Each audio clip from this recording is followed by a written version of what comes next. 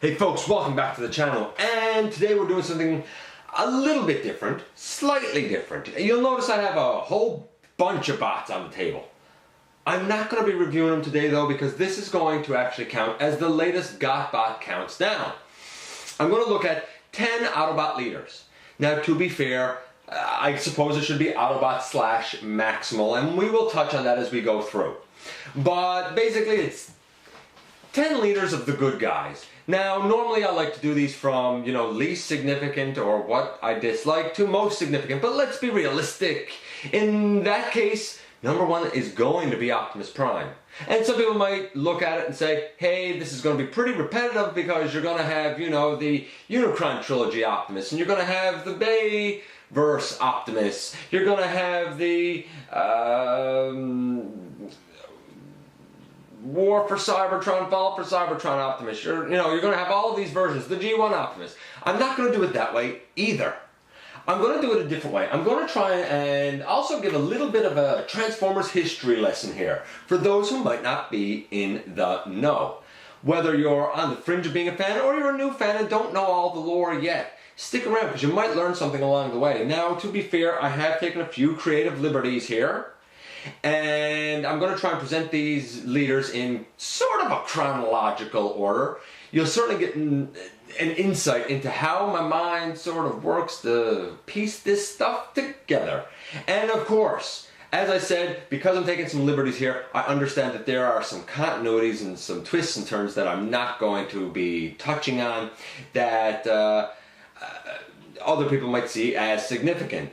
Still, I think it should prove pretty interesting and give a pretty good overview, so stick around. We're going to cover everything to do with the leadership of the Autobots in the latest GotBot Counts Down.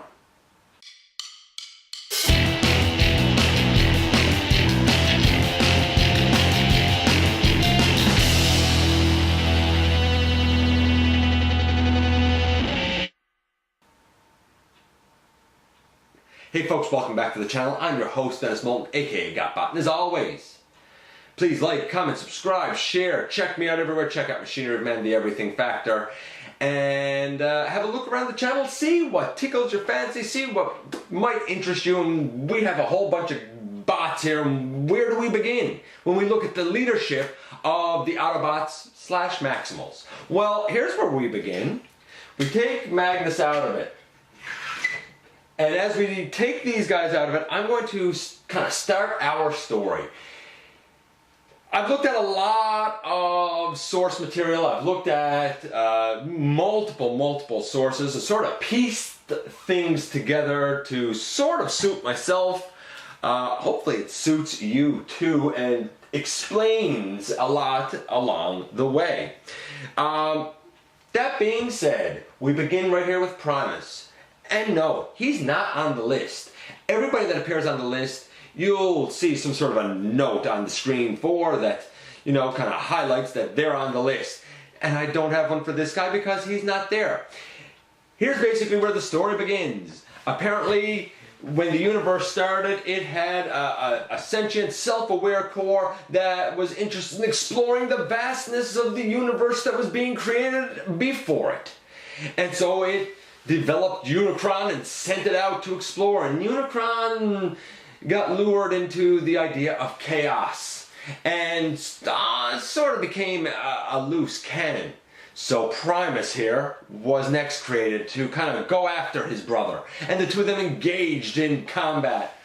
Because this is the Transformers universe, it was probably for millions and millions of years. Eventually getting a physical body, Unicron learned the art of transformation, while Primus took a different approach and developed smaller beings in his own image. Those, of course, being the Autobots and the Decepticons, both of them. Now, while he never kind of officially led the Autobots himself, I suppose we could call him kind of the father of the Autobots, because he's the father of the entire race, basically. So he gets an honorable mention. And very early on in the days, it's my belief, now this is just my belief, that the Quintessons arrived on the planet, saw these kind of young bots, this young species, and took advantage of them. causing subsequent generations to believe that the Quintessons had created them. Now, why do I say that the Quintessons didn't create them? Because, again, from a number of sources that I have referenced, and I like to never kind of go with one or two. I like to have a bunch that I can sort of draw from. My understanding is that Quintus Prime created the Quintessons, and he was one of the original 13 who was created by Primus. So in kind of a roundabout way, I guess the Quintessons are also children of Primus. But they took advantage, and eventually the Decepticons wanted to, I don't even know if it was so much conquer. They thought that they should really be kind of the ruling group, because they were the power group. They were, you know, led to believe that they were military hardware, while the Autobots were more peace-loving, and they were, you know, into making like consumer goods, you know, slippers and robes and, you know, the soap on a rope, you know, that sort of stuff. And a war ensued. And in the very early days, there were Autobot, I guess, rebels who kind of, you know, were freedom fighters. They fought for their group, I guess, to not be overrun by the ruling Decepticons. And one of the early leaders there was this guy, or well, a version of him. This is Alpha Trion. One of the early leaders was A3. Now, again, he's not on the list, but he's worth an honorable mention. Depending on the continuity that you followed, either he or someone else has a bit of a significant role. While this guy helped lead the resistance, along with some others, one bot really sort of rose to become the leader around this time. That, of course, being the first entry on our list, number 10, Sentinel Prime. Now, that being said, I looked at Primus in full in episode 100. I looked at Alpha Trion in full in episode 190, and I looked at this guy in full in episode 153. Depending on, again, the continuity, either Sentinel or Zeta Prime is regarded as the Prime who preceded Optimus. And this guy is really significant because it was under him that the Autobots learned the art of being able to hide. In other words, they learned the art of transformation, which allowed them to be a little more stealthy. And thus came the golden age of Cybertron, when this guy defeated a very early Decepticon leader, who we'll talk about another time. Eventually, a new tyrant by the name of Megatron would rise through the Decepticon ranks and take this guy out. Well, there was a void left. There was a void left with Sentinel gone. And that's where characters like this again would step in. Now again, depending on the continuity, either a damaged Orion Pax was brought to this guy, sometimes by a group of the aerial bots, to be rebuilt and reformatted into a leader that we would soon get.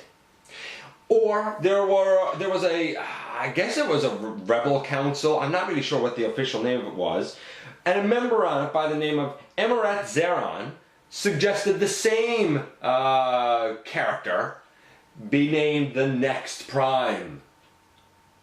So who comes in at number 9 on our list? Number 9 is the one we all know and love, Optimus Prime. And I looked at this Optimus, my evasion mode Optimus, my version of him, way back in episode 64. I looked at how to do this custom faceplate and a couple of other little things in episode 72. Now, this is where things really begin to sort of splinter. I like to think that all of the incarnations that we have of Optimus exist simultaneously in the multiverse in different pockets of it. So the Optimus from the movies is, you know, a different one than the Unicron trilogy, than Robots in Disguise, than G1, for example. There are others besides those. But I like to think that all of them kind of come into existence at about the same chronological time. And this guy's the archetype for the Autobot leader. He has that kind of regal leader look to him. He's brave, he's powerful. Depending on the continuity, sometimes we've seen him stumble or be unsure of himself or be weak. He is a complex character because Optimus isn't perfect. He's never been perfect, and he'll probably never be perfect. But when push comes to shove, he's the guy you want leading you into battle. He's the guy who can, bolster you when you're feeling down. He's the guy who can inspire you to do great things. But of course, like all good leaders, eventually he too would get taken out by Megatron. Now, to be fair, on this list, this isn't the only time that we're going to visit with Optimus Prime. Sort of. But when his spark went dark, he passed the matrix of leadership on to the leader that comes in at number 8 on our list. Someone who I think should have really been leader for a lot longer. And I'm talking, of course, about Ultra Magnus. Now, of course, if you followed Transformers Animated, well, Ultra Magnus was the leader in that. He was, the commander on Cybertron. And in that series, Optimus is just a young guy kind of learning to lead a small ragtag group. But he was this version that I have here, which is the Combiner Wars. Is it Combiner Wars? Yeah, the Combiner Wars Ultra Magnus, who I looked at back in episode, I think it was probably about 78 or so, thereabouts. If you look around that area, you'll probably see him. He had the Matrix for a short time, but like Optimus, you look at Ultra Magnus and you think, he's regal, he's brave, he's level-headed, he's smart, he stays calm under pressure. And he's someone that you could see in that role. And because of that, how can you not count this guy at number 8? He is kind of your quintessential leader. But he's not the one that the Matrix chose. That brings us to our next entry. Coming in at number 7, Hot Rod, who would become Rodimus Prime. Some people love him, some people don't. Personally, I don't think he was the best Autobot leader.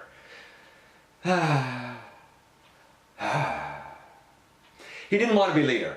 He resented it. He didn't want to be chosen. He was fun-loving. And probably that's why he relied so heavily on Ultra Magnus along the way. Now again, in some continuities, such as the current Robots in Disguise series, instead of going, through Magnus to Hot Rod, we have Bumblebee next. Which is okay. I can see the popularity of Bumblebee, and I was skeptical on him being in a leadership role, but as that series has gone on, I kind of dig it. So you know what? For number 7, we're going to say Hot Rod / Bumblebee, because it depends on the continuity that you go into. Either way, one of them follows Optimus.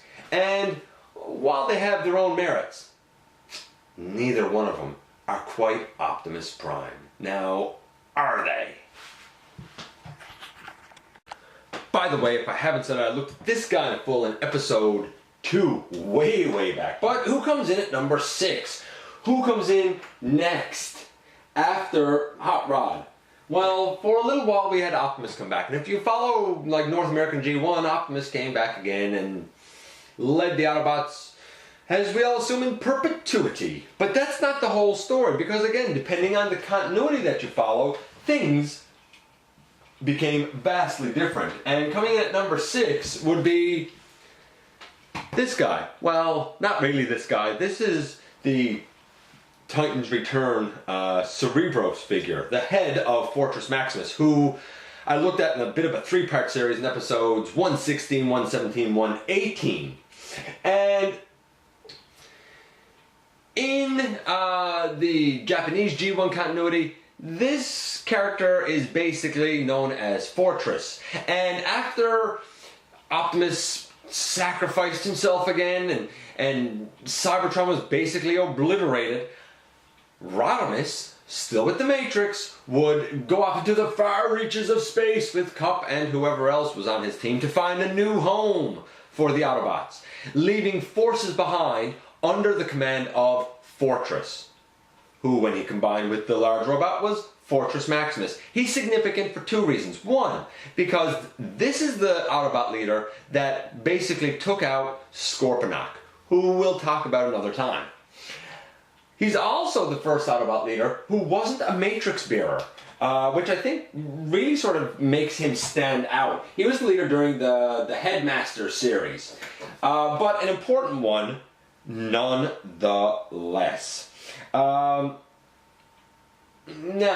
that being said, we went through that whole series, and he defeated Scorponok, and now we had a new series kind of boot up, and that brings us to what number 5 is going to be. Now, at the start of the next series, the leader, because by now, you'll notice I'm saying the next series, because when we look at it from a multiverse perspective, kind of nowhere else in the multiverse is sort of catched up to this depth yet, so it'll be interesting to see how that develops over time. But my basic understanding is that next we had the Super God Master Force series start, and that's when we got introduced to Pretenders, and the leader basically at the time was a pretender known as, if I'm not mistaken, Metalhawk. If I am mistaken, somebody let me know. And we had another character by the name of Ginrai, or Jinrai. I tend to say Ginrai. Get linked to a transector who looked suspiciously like Optimus Prime, even though he wasn't Optimus Prime. And we got, who comes in at number 5. That, of course, being this guy. Now I know what you're thinking. You're saying, hey, that's Power Master Optimus Prime. Well, from my collection, this is my representation of Super Ginrai. Ginrai was a robot, and when he combined with his trailer, he became Super Ginrai, and when he had all the armor on, he became God Ginrai. But, you know, though he kind of reluctantly ended up taking leadership, he did take leadership. And through that whole series, you know, he kind of went head to head, I suppose, with Overlord and Devil Z, who again we'll talk about at another time. But he was a leader for a period, and by the end of that series, the transectors gained their own consciousness, and no longer were the humans linked with them. And so Ginrai was actually now a sentient, you know, super robot life form. And the rest, as they say, is history there. But that still wasn't the end of it. Going on from there, by the way, I looked at Power Master Optimus in full in episode 128. Going on from there, we look next at who comes in at number 4.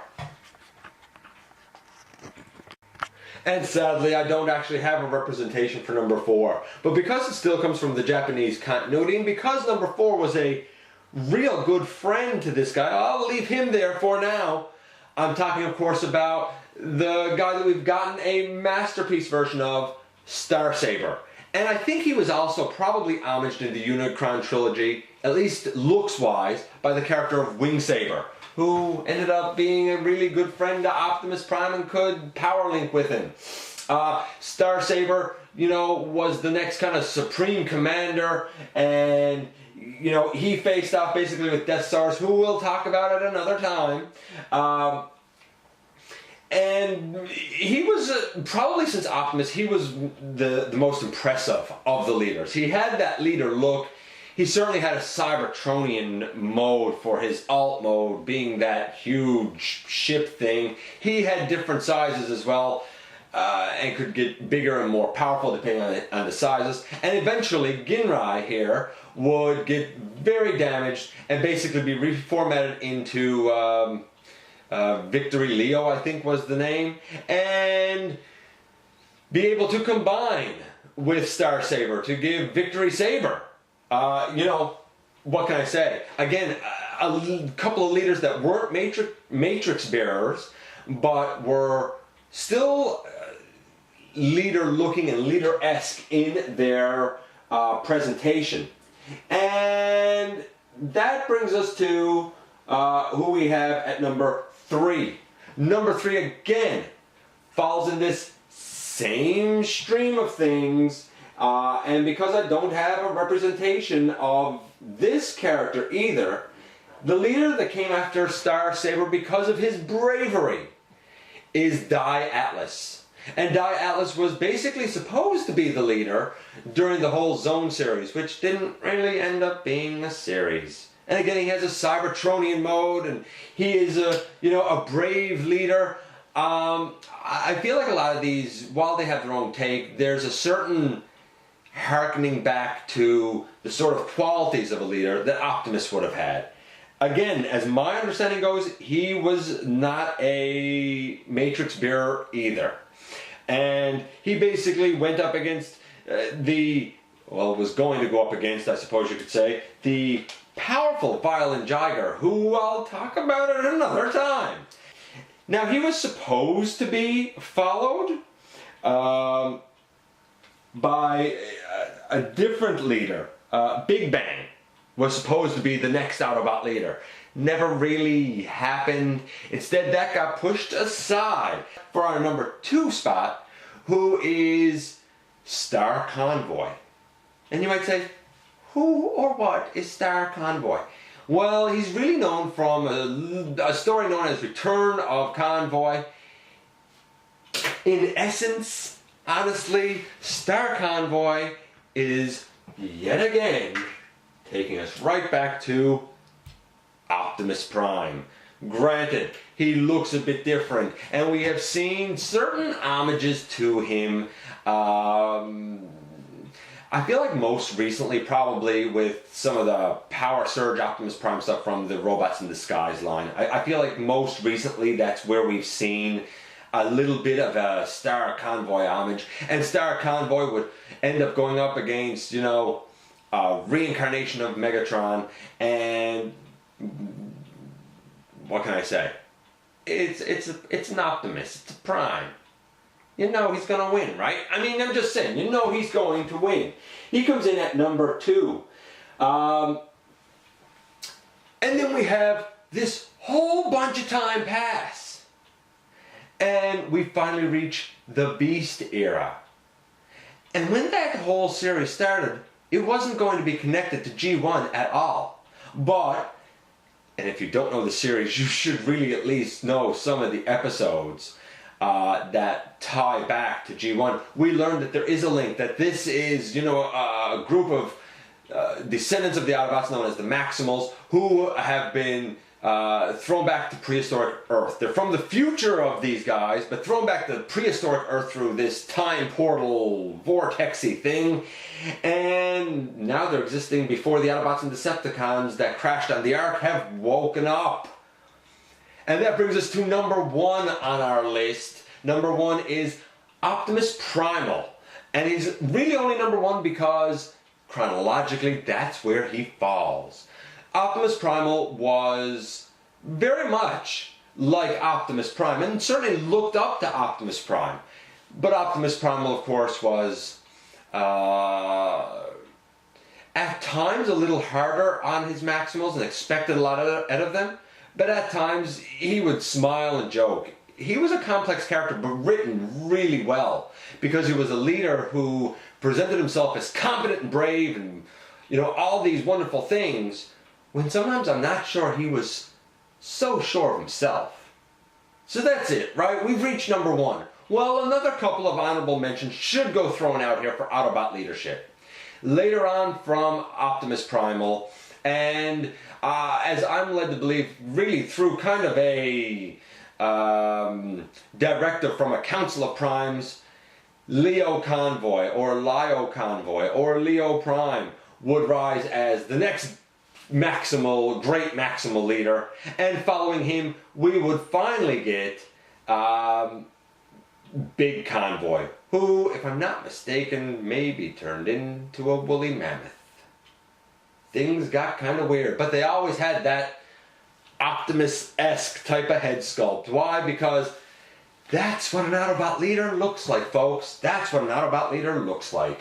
Anyway, that's a different way of doing a countdown. Obviously, the most significant should be Optimus Prime because of all of his incarnations and because he transcends the Transformers universe to the point where he's just part of pop culture that everybody knows. Hopefully you found this a bit interesting. Hopefully you've probably learned about some leaders, or at least some of the order of some of the series and stuff that you didn't know before. Hopefully it's been kind of educational along the way. I certainly hope so. And what else can I say? Thanks for joining me for another countdown. Certainly a different type of countdown. Coming up soon, I will take a look at the other side of things, at the Decepticon leaders. And until then, I thank you for dropping by. I invite you to check out what is here on the channel. And I always appreciate you giving me some of your time. And I look forward to the next time that you and I get together for another visit right here inside the videos.